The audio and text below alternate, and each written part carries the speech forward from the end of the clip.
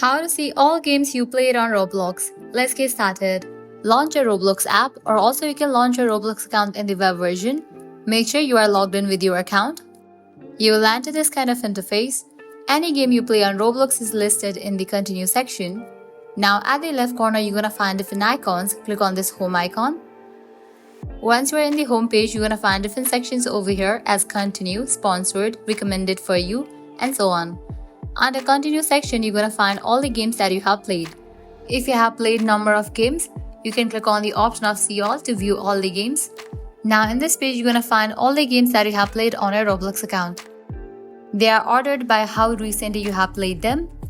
Well, that's a wrap for this video. I hope now you guys are clear how to see all games you played on Roblox account.